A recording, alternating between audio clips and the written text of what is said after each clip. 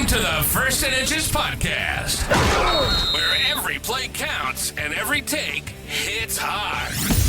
Right. David is repping the dynasty that is the Kansas City Chiefs. George bleeds black and gold for Steeler Nation, and AP is still waiting on the Vikings to show up in February. We're breaking down the biggest stories in football, baseball, and anything in between. We're calling it like we see it, and no fan base is safe. Touchdown! This is the First and Inches podcast. Are you ready for some football? We're ready for some football, baby.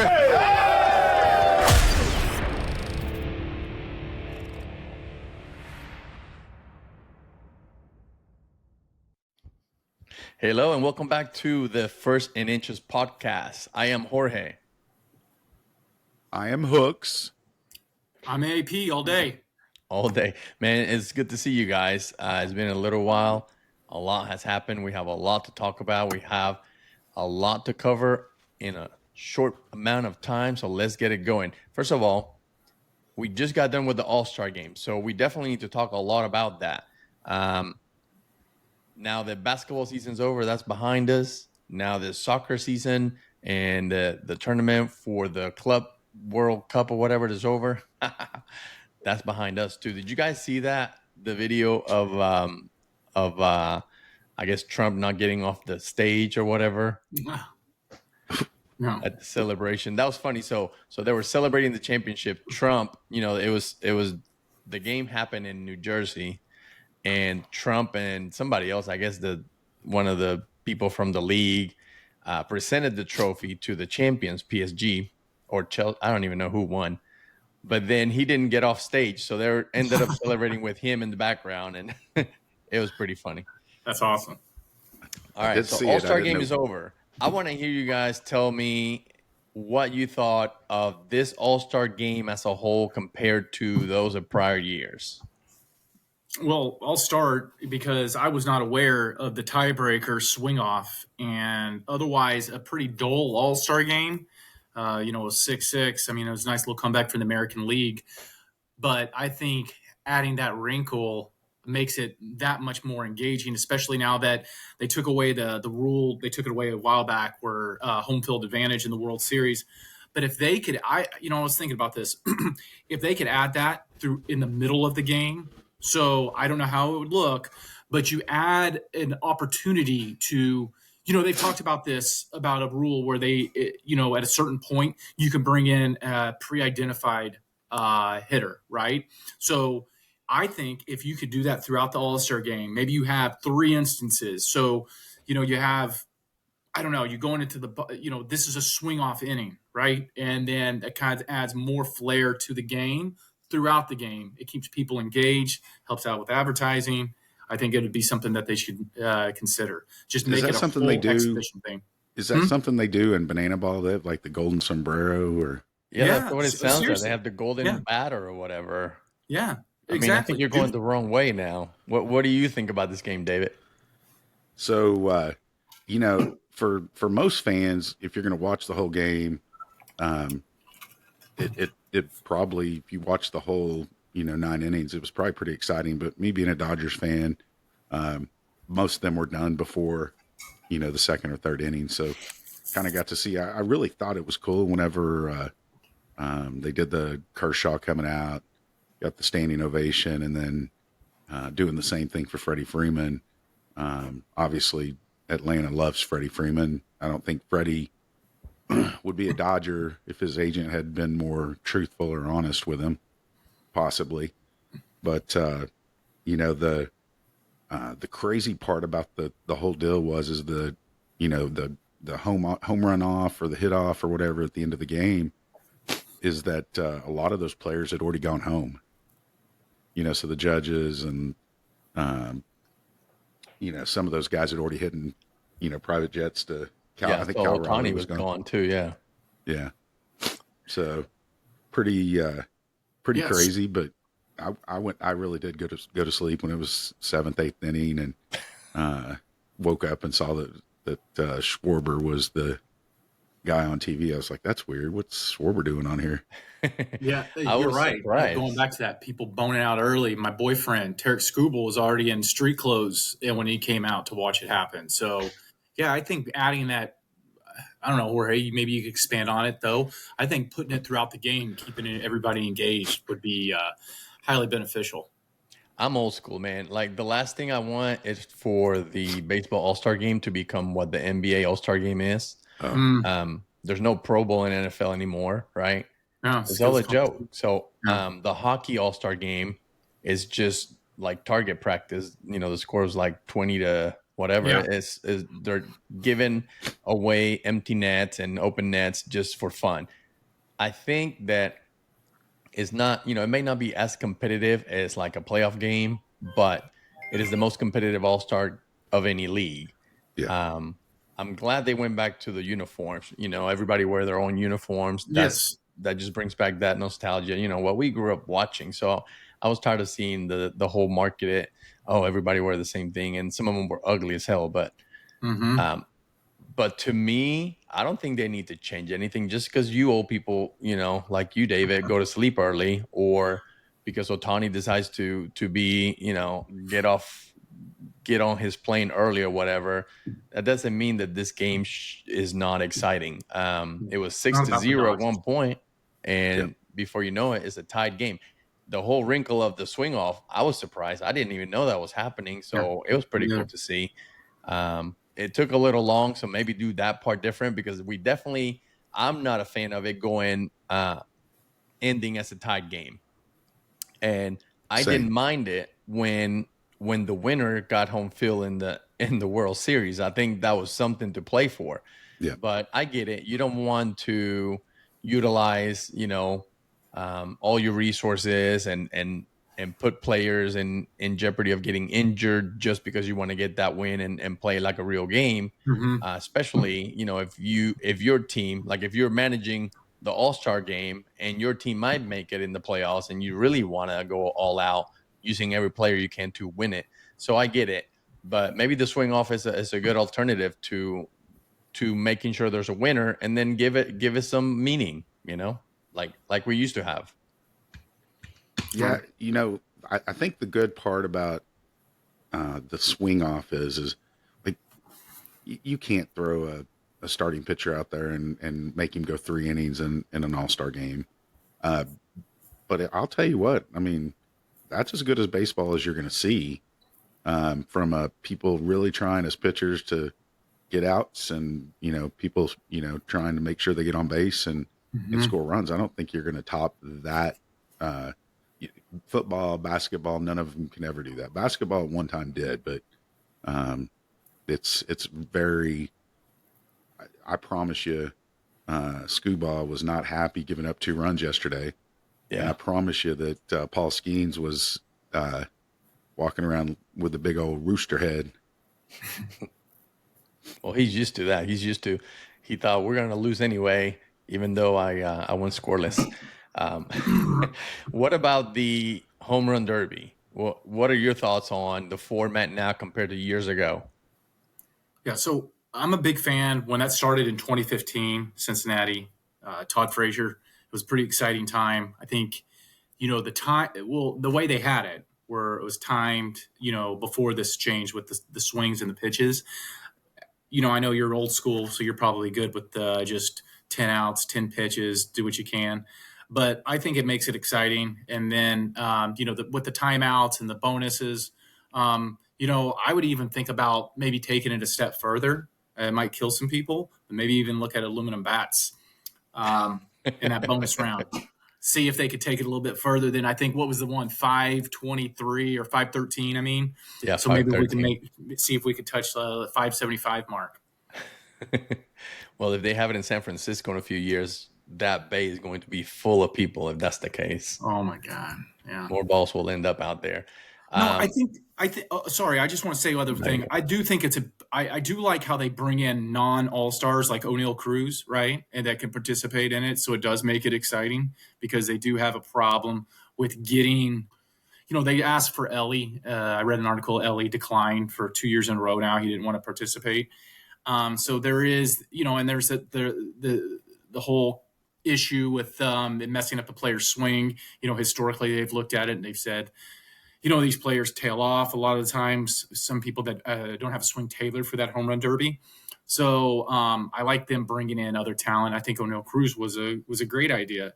Obviously, he didn't fare well, but I think the way they have it set up, I really enjoy it. I didn't expect the head-to-head on the second round. I thought it was just another round and the top two would go, but the head-to-head, I didn't really particularly like that. But I do miss the days of 10 outs and Josh Hamilton hitting 13 home runs in a row. I mean, that was a big deal.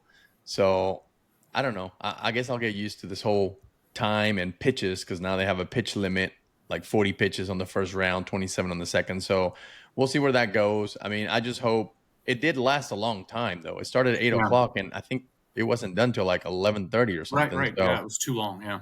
Yeah, that's probably another thing to look at because I don't think you want the home run derby to be going longer than a baseball game would. Well, So. I think if they're set on 8 guys. I mean, I think they could make it with 6, and that way you're not necessarily diluting the field like the Jazz Chisholm. I know everybody likes Jazz Chisholm, but he didn't perform well. I didn't even think he would perform well. But you could eliminate him and potentially someone else.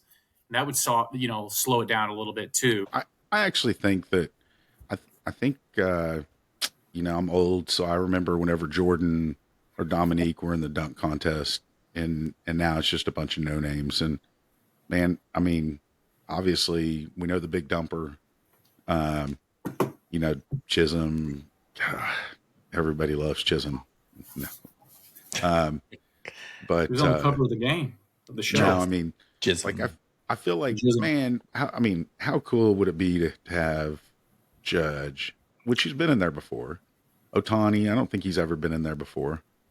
But having the names, like, how do you get those back in there? Because, maybe they really are worried about whether or not their swing's going to get messed up because all they're doing is swinging for home runs for, probably 2 days.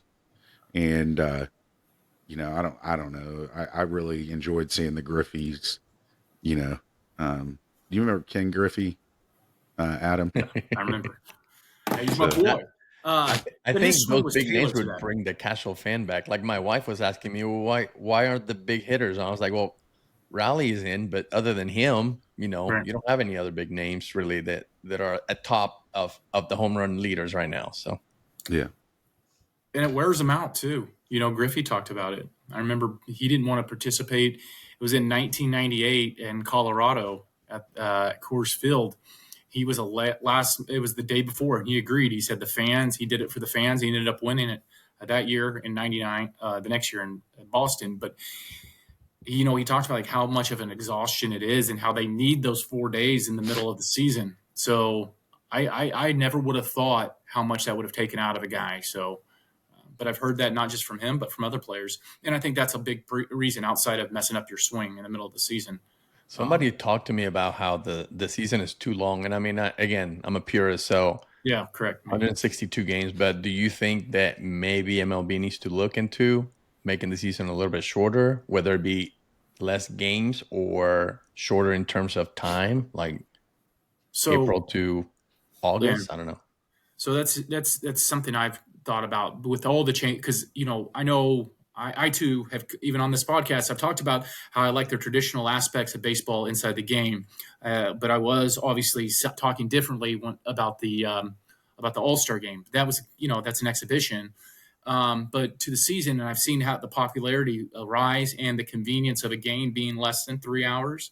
I do feel like if they went back to the old school 144 games season like they used to, I don't know when the year changed. I think they went 144, then 151.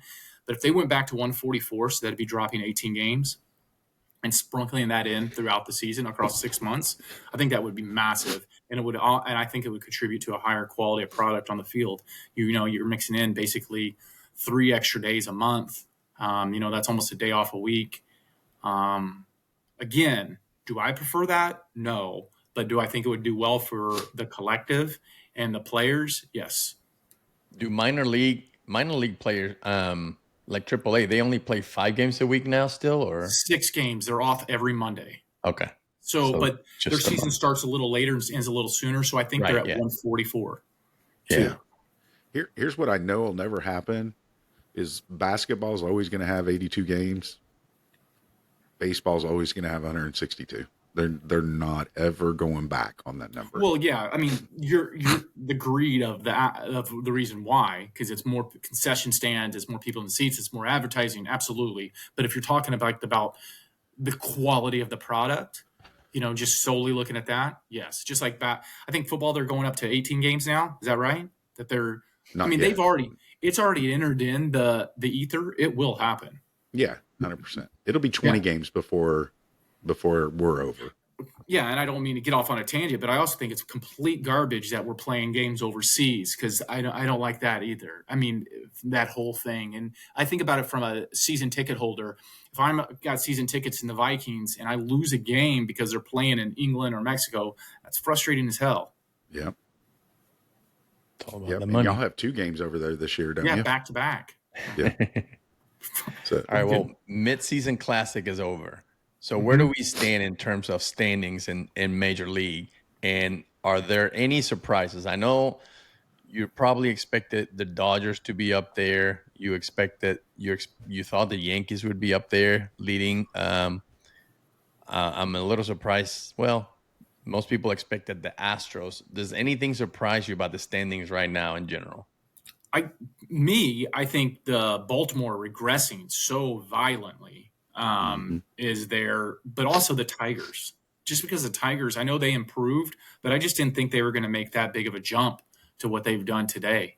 This part of the season, and I'd also say the Blue Jays, just with the American League East, you're kind of, you're used to seeing the Yankees up there. The Rays have always been competitive, but the Blue Jays leading the East is pretty surprising to me. yeah, so the Mets being in second place after spending all that money. No, I mean that's going to be a tough shootout deal there with the Mets and the Phillies.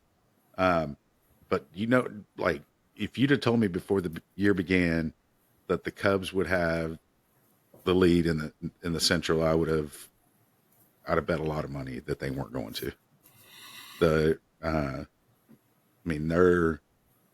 They've had a really good year. Obviously, they're only a game up right now on Milwaukee, but there's St. Louis and Cincinnati. Are those teams buyers or sellers during this end of the season? Well, let's talk about that. I mean, I personally, listen, when it comes to standings, I didn't expect Toronto to be vying for the lead in the American League East, because every year they talk about how great they are and they just never pan out. The Tigers are a little surprised. And then, But hold on, Jorge. I was down there in Tampa, and you were talking about going to kind of watch the Tigers, and your buddy Javi and all those guys. Like, if I'd have told you that they're going to be 11 and a half games up at the All-Star break, how much money would you have bet me? I mean, no, I mean, listen, that division reminds me of the NFC South. It's like a bunch of trash, but somebody has to win, right? So I guess everybody's playing the par except the Tigers. They forgot that they're supposed to suck or play average baseball.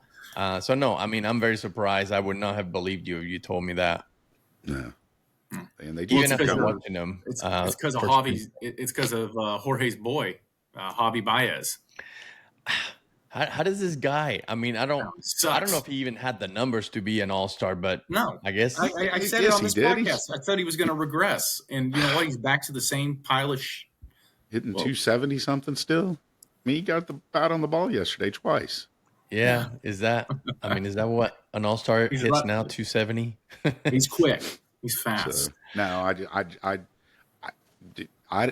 there's got to be a median. Is he really bad like he's been, or is he really good like he was? No, he just made a big turnaround. So compared to last year to this year is a huge turnaround. So I get it. It's a big swing, but I still think, I mean, he's great defensively. Don't get me wrong, But when the season's over, I guarantee you he's not going to be in the top three in the American League in terms of center field defense. And we'll look at those stats from Baseball Solutions when they're over. So, even 2 years ago, Kiermaier won the award for defensive center fielder of the year, defensive outfielder. And when I looked at the numbers from that season for Kiermaier, and right now what Bias is doing is really not even close. But I mean, he is also splitting time. He's playing infield here and there too. That's another thing, though. I give it to him to be able to play at that high level and switching positions from week to week. That's impressive. Yeah. Well, and I still hate the guy though. What was they said last night? I think there hadn't been a bunch of players that have been a starter at 3 different positions. Yeah, just a few. Second base, shortstop, outfield, but he's still the kind of guy that I would gift a Spalding basketball goal for Christmas. Fuck him. Craig Biggio did it. He was catcher, second base, and center field. Yeah, that guy was amazing. So okay, whatever. So we see the standings as they are right now. All right, so there's 9 teams within 4.5 games of the wild card, and my question is what does I kind of think that the Yanks, Boston, and Seattle are going to go for it. They're in right now as we speak. So the next question is Jorge, you got a lot of connections here with Tampa Bay, Texas, Minnesota, the Angels, the Royals, and Cleveland.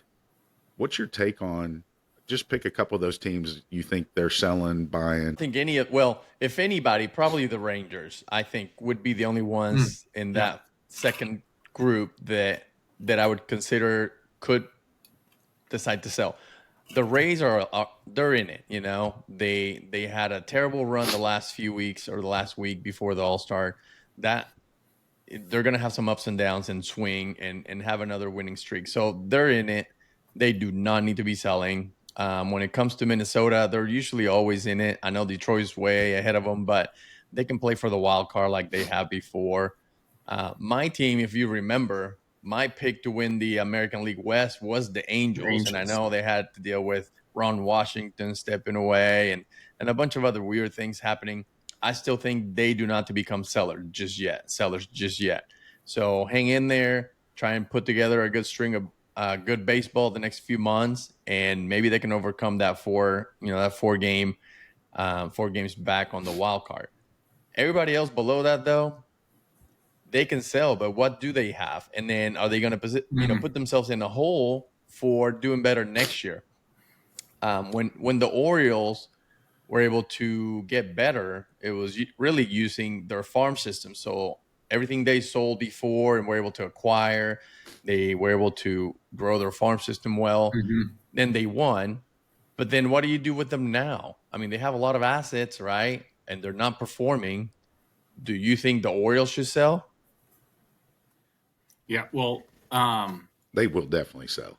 Yeah, well, I thought they were going to turn it around. I thought it was a blip on the radar, what was it, a month ago or so. I thought they were going to get better, but no, they're going to have to. And they've got the pieces. Ryan O'Hearn, all-star. I think he's Cedric Mullins. I mean, they've got things that they could just get rid of. And they've got a great, foundation that they could still build upon. But it's got to hurt. They traded to the Marlins Connor Norby and Kyle Stowers, and he was an all-star, and he was in the swing-off. He was in the swing-off. They traded him for a guy. I don't know if he's even thrown for him this year, that lefty. Forget who that was. But, they're going to have to be sellers, 100%. Well, I mean, do you have the tools to be successful? Do you just wait it out? It is what it is, one bad year, and then next year you just have at it again. But if you sell, you can't guarantee that you'll be in a good position right away next year. Well, if you're talking about the Orioles, I think what the people that they can sell, I don't think it's going to impact them winning or losing next year. I think they're just marginal pieces for what they have, All-stars. right? Did you say well, O'Hearn? Ryan O'Hearn, but he's you can go back out on the market and get that guy back again, or a player like his level. I'm talking about the controllable assets that they have. Yeah. Whether it be Holiday, of course, there's more. They got that catcher that's coming up, Basul, or I don't know his whatever. But they've got the pieces to remain competitive and to go reinvest for those more anchor type positions. But if I'm them, I'm trade away from where they're at now. Who drafted Ethan Holiday? I forgot to. The Rockies. The Rockies. The Rockies, where Trevor careers Rogers go to die. Trevor Rogers was the guy that they traded for, and he actually has thrown 6 games for him this year, the Orioles. But anyway, yeah, that's not all-star production like they got in Kyle Stowers and then young guy Norby. Yeah. So what about the National League? Yeah. Who's the list of sellers and buyers? Or Okay, sellers? so got Okay, the here we go. Phils over the Mets, got the Cubs over the Brewers, got the Dodgers 5.5 up, got the Brewers, Mets, and San Diego are all in the wild card. So this leaves San Francisco, St. Louis, Cincinnati, Mm-hmm. and Arizona. Those 7 teams are within 5.5. So Adam, give me the answer. Are Okay, the Reds? And we got 2 weeks, right? 2 weeks Right. from today or 2 weeks from Right, tomorrow. correct. is trade So, deadline. I was just before we got on, Jorge and I were talking, and I think the Reds can do both. I think they can do both compete and trade. So they've got a couple of guys, and that they could get rid of, that they could get some, future pieces, because they have nothing in the outfield right now down in the minor leagues. They've got a ton of guys that they could potentially move out there off the middle infield into these other these corner outfield positions. But right now, there are just a couple pieces that I would look at. I would trade some bullpen pieces, and I would look at trading Austin Hayes out there in left field. He's performing really well, hitting like 20 points above major league average. And then also a controllable starter that's a workhorse. He hasn't had a great year, but he's had one bad game, Nick Martinez. So I think they can do both, and they can replace those same guys with guys in the minor leagues now. Hunter Green will be back. I don't know if it's consistent. And they've also got another guy, a couple guys in the minor leagues that could come up to the big league level now and projected to perform adequately well, that it can maintain the same trajectory that they've got right now. So I do both. I look at what I could get for these other guys that are going to be free agents at the end of the year, and then I keep rolling like I'm going to try for the postseason. They did that before, and back in 2008 or 9, they weren't having a great year, but they were competing, and they ended up trading Edwin Encarnacion and Zach Stewart, and they got Scott Rowland, and that changed. They had a nice little 4-year run of winning baseball and going into the playoffs. Really haven't gone back since. But I I think the only team in that group that should be selling is the Diamondbacks. Coming off their World Series a few years ago, they expected more last year, and this year they're just not. They're not getting everything they're trying to get out of these players. So maybe it's time to retool and play for the future. So I am surprised, however, the Braves are doing so bad though. they're 9.5 back. I just saw. Yeah, that almost surprises me more than the Orioles, to be honest with you. Yeah. And you know what's scary about that? How much they've invested into that whole entire team with these long-term contracts. Yep. So if this is not a winning team, if they cannot turn this around next year, that's a lot of money that they've invested into these players. Because they've wrapped up guys like Austin Riley, their Matt Olson, Sean, their catcher, and then their center fielder. Name's escaping me, but they've got these guys lapped up into long-term deals. If you were running that team, would you be scared to move one of these pieces? Like Boston decided we're gonna win, so we need to move Devers with that big contract. Would you consider doing that with any of the Braves players? It's a great question. Yes, I would be, because I've watched this unfold, and it's been, the miss rate is quite high on a lot of these deals. If you're trying to get prospects, like what the Reds did for Johnny Cueto. They got nothing in return with the Royals. And, the jury's still out with Luis Castillo. They won the Tyler Mahle trade. But when you have these known commodities, and to me, I would rather hold on to that known commodity if it's performing at or better than league average than trying to trade to see what else you could get. So, Adam, are you not willing to give up next season for the Reds to make the playoffs this year? What do you mean, give up next season? Like, you no chance of making the playoffs next season, but you've got a chance this season. Oh, yeah. Hell yeah. All you got to do is get to the dance. I mean, yeah, 100%. That's what I'm saying. Like, I would rather go the other way. I would rather trade the prospects to get these guys that can help get them into the playoffs. But yeah, for me, from my experience, yes. To hell with that.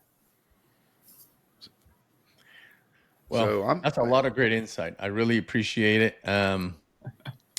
We are looking forward to the second half of the baseball season. Before you know it, it'll be over. But you know what starts in about a week? Let's go. Mini camps. Let's go. NFL teams are starting to report to camp. Yep. I think that this is going to be a really interesting year to see some of the moves that are being made. A lot of big names moving teams. I think what we need to do probably today is at least talk a little bit about what we individually expect from each of our teams.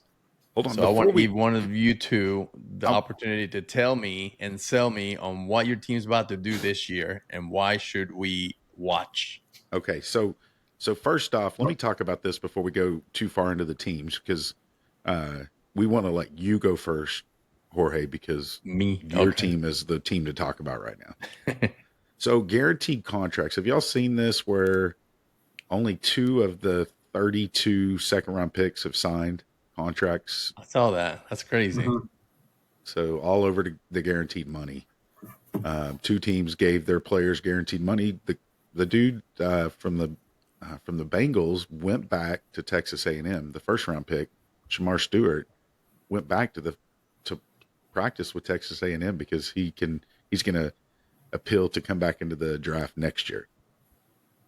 What's up with this guaranteed money? What do you guys think? Should there be a bunch of guaranteed money in the NFL?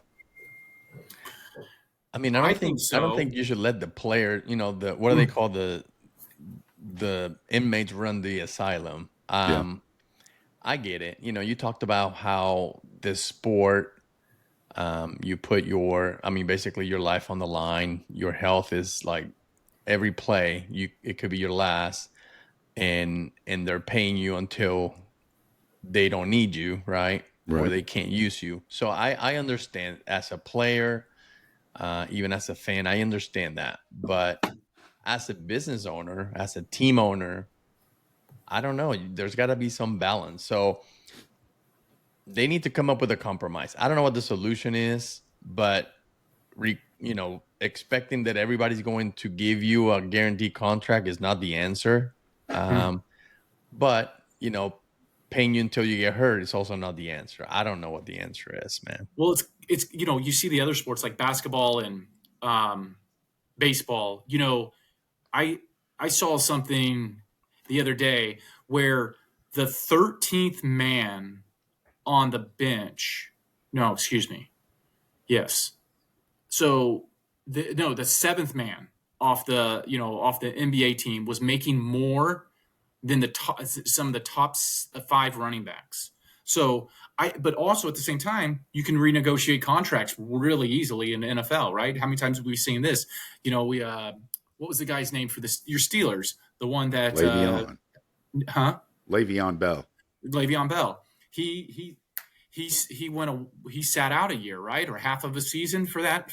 You're not doing that in baseball or NBA, right? So I think there's got to be a middle ground with what they do or how they how they get it, because right now I agree these non-guaranteed contracts for these NFL players is not fair, especially with the volatility on the body compared to the other sports. Yeah, and I think it's a strong message when so many people don't sign. It reminds me of the Dallas Cowboy cheerleaders where they decided, hey, maybe we're not even going to go out there and perform unless we talk about our pay. So yeah, if we have all these numbers of guys that are not signing, and as a team, you know, you need these guys, right? Then that'll speed up the conversation. And yeah, I mean, I agree. They need to get paid. They need to have some guarantees because they're giving it their all. But I do understand where the owners are coming from. Yeah. My deal is that the only people that benefit from guaranteed contracts are the players. Right. There's 1,500 NFL players, give or take 2,000 with practice squad, and there's millions and millions of fans and many owners. And so, like, I look at a team like the Angels in baseball, where what's the dude's name that has only played like 50 games in the last 4 seasons from the Nationals? Oh, wait, not Strasburg, right? No, No. the one that's Anthony Rendon. Anthony Rendon.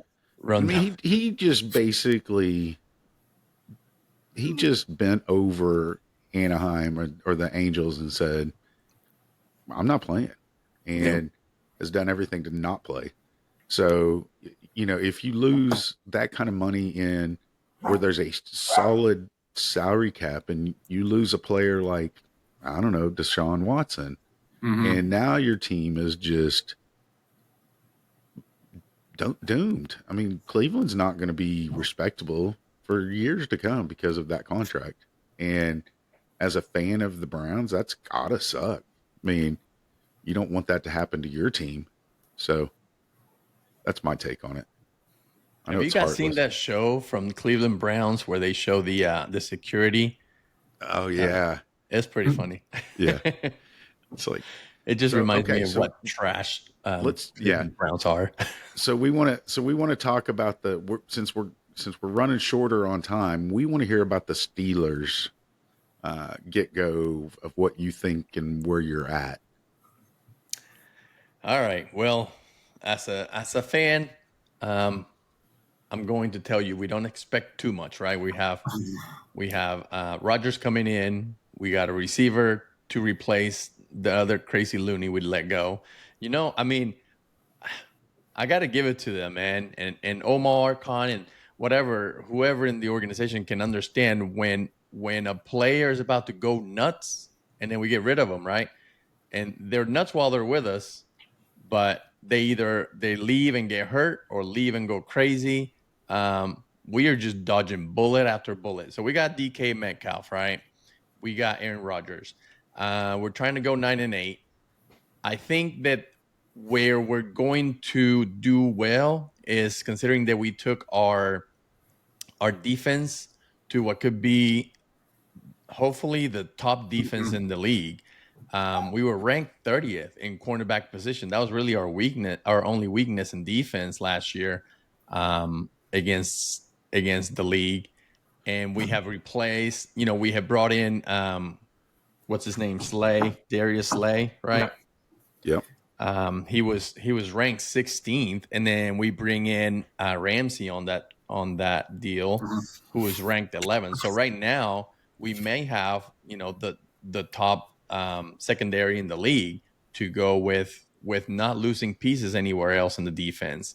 So I'm really excited about our defense from being ranked 30th last year to, if we land in the middle of the road, that's going to probably win us at least 2 more games this year over last year.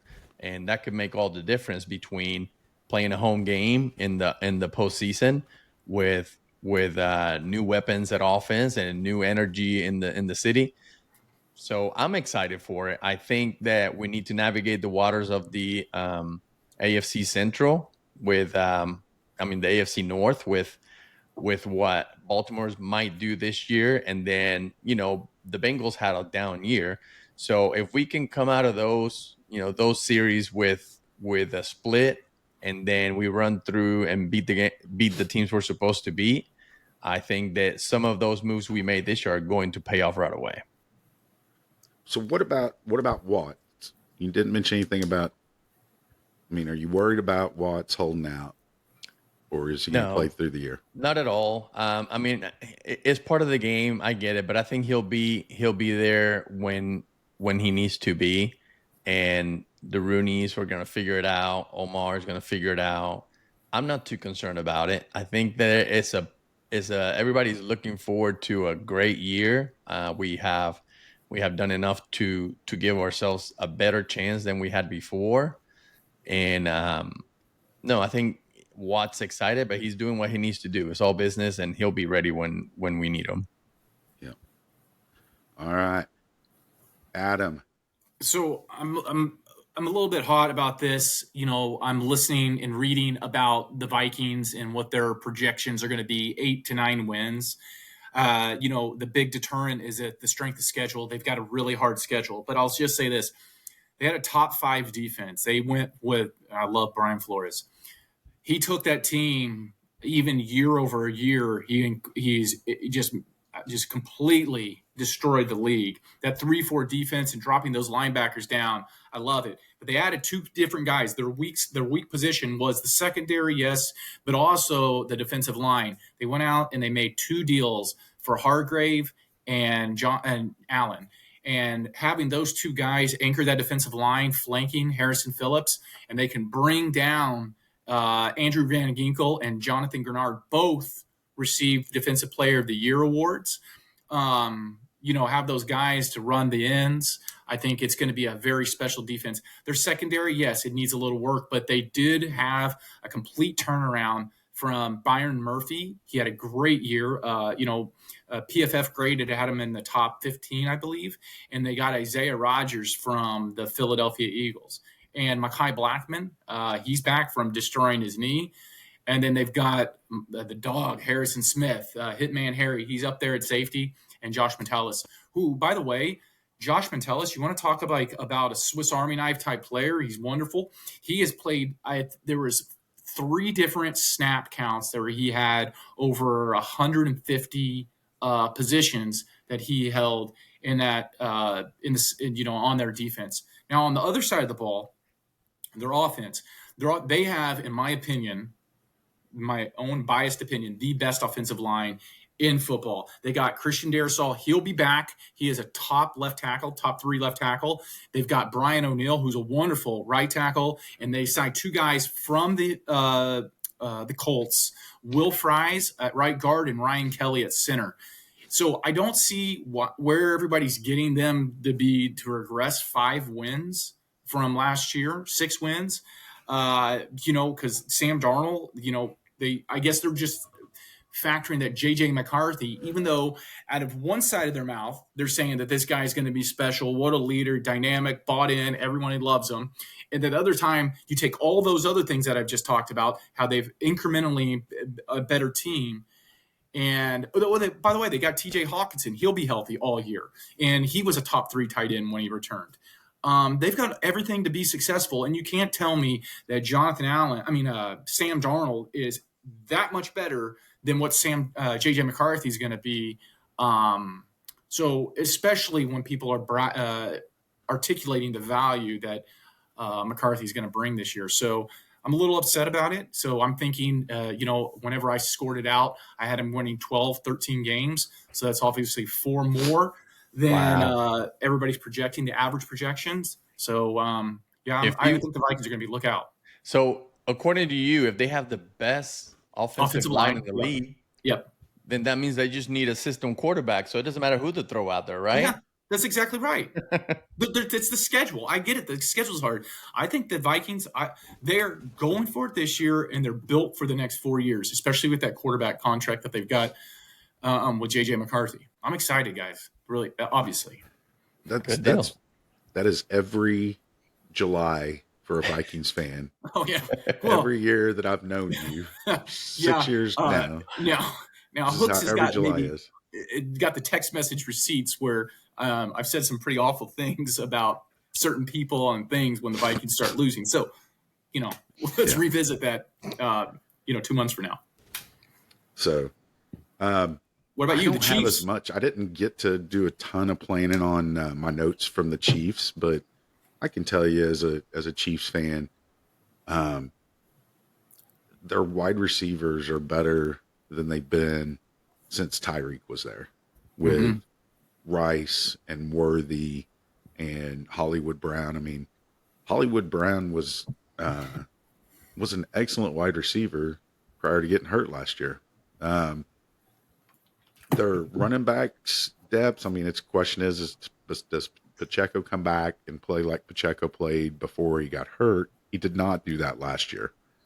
The offensive line, they just signed Trey Smith yesterday before the franchise tag was placed, but before that was done. So their offensive line is they drafted the guy out of Ohio State that's going to be, I think, starting left tackle for him if he's healthy, and it sounds like he's healthy. Probably the highest ranked offensive lineman before he got hurt. And they get him at the 32nd pick. So this offensive line is much better than last year. Obviously, losing Tooney sucks, but you can't pay everybody. And what about that article? Who was the KC writer that basically called Mahomes a fat pig? What was that guy? Oh man, mind you guys ripping off Super Bowl after Super Bowl, but he's a fat he's pig. only been to 3 straight Super Bowls. Yeah, you suck. What a dumbass comment. Well, I mean, that's kind of like, I mean, there's some people that like stay in great shape and they look like physique crazy. And then there's the Lucas, I let him go, Jokers, man. I mean, like, it's a long season. A football season is long. Yeah, the difference between Luka, though, and Mahomes is Mahomes won 3 Super Bowls now, right? Yeah. So I can see a little bit of criticism on Luka, like why the Mavs traded him, right? Maybe a little bit. But, man, I can't believe 5 Super Bowls. That's insane. Even if the guy is a disgusting, putrid animal, like the guy was making him out to be, I'm like, the guy looks and this is stud. He's arguably fat quarterbacks get hurt more than skinny quarterbacks. Great point. Great point. I don't think so. I think fat quarterbacks stay healthier. They can absorb that. I agree. That punishment longer in the season. Yeah, Roethlisberger, I guarantee you kept weight on him because he didn't want to get hurt. He was thrown off a motorcycle, wasn't he? Remember that? He got up. He's like, next week he played. Yeah. So no, I think that was an incredibly stupid take or article to even publish. He just wanted clicks. I mean, I can say crazy stuff to get clicks. Let's say crazy stuff right now. Yeah, like the Vikings are going to be playing significant football in February. Right. No, I mean, that's just crazy. Mark it down. All right, you had to choose this year, Adam, the Reds or the Vikings. Don't do that. Winning it all. Oh. Vikings. Oh, okay. Vikings. So, and obviously, I think the defense for the Chiefs is actually really stacked. I think I think there's going to be a point here pretty quick that they're going to have to pay some people, or they're going to lose some people. And they're just going to have to draft well again. But I mean, their corners are as good as it gets. The defensive line is good as it gets. Linebackers are as good as it gets. Safeties are a little bit sus, but they've got faith in them. So I think the Chiefs are in for a really good year, and obviously Kelsey, is this his last run? So who chases money more, NFL free agents or Major League Baseball free agents? NFL. Really, you think the NFL players chase more money in free agency than Major League Baseball players? I think there's a lot more movement in baseball because of that. What we talked about earlier, the guarantee, how much one team will guarantee over the next team. Yeah. So I think Scott Boras is the devil, and we all agree on that. Yeah. So they're saying that's why the Nationals didn't draft Holiday or Kate Anderson, right? Because of their Boras guys. Yep. So don't blame them. Just got to ruin everything. Yeah. Oh, well, man. Any last thoughts before we wrap this up? No, it was good seeing you boys. It's been a bit. Have a lot of fun.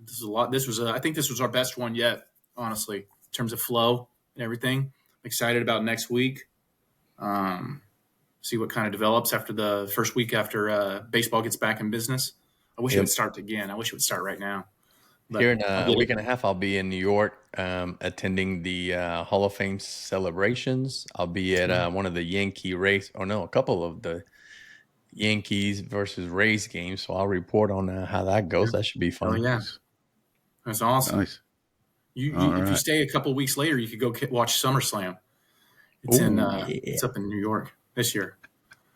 Looking for Cody Rhodes to take back that title. Oh, I got to show you. Not only people on video can see this, but I'm going to show you anyway. Yeah. Our newest part of the collection right here. Oh, who is? Ooh, Oh, Andy. Yandy. Yandy Diaz. Nice. So we went to Detroit to watch him, and he broke this bat in his last at bat, cracked it pretty good, Yeah. Let's see that And- handle. and gave it The to knob. my wife. Okay. Yeah. Yep. Nice. Wait, that looks like a 5, but it's a 2. Hold on. Yeah. Yeah. There you That's go. bad. That's cool. They even authenticated it before they gave it to us. So I saw the sticker. Yeah.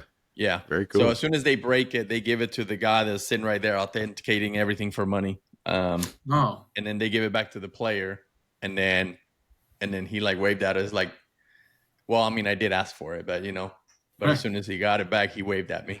that's Nice. awesome. That's when he got great. it. So that was the highlight of my wife's day. If Yeah, if that's he killer. watched our podcast, if you can get him to watch our podcast, he'll see himself in the background. Yeah. Tag him. Hashtag. I know, right? Yandy. I'm gonna try and get him on. We'll have to get him. I'll be the translator, but that should be fun. Yeah. Well, man, it's good to see you guys. I appreciate your time. We're going to see what happens this week. We have a lot going on now with baseball going back, and see how our predictions come out. And by this time next week, we should have some people back in training camp for our teams. So Yep. it should be a good road ahead. So until next time, you can follow us on and listen to us on your favorite podcast app, Apple Podcasts, Spotify. You can find us on YouTube, on our YouTube channel, and our website, firstandinches.com. Until next time, have a good one. Thanks, guys. Thanks. See ya.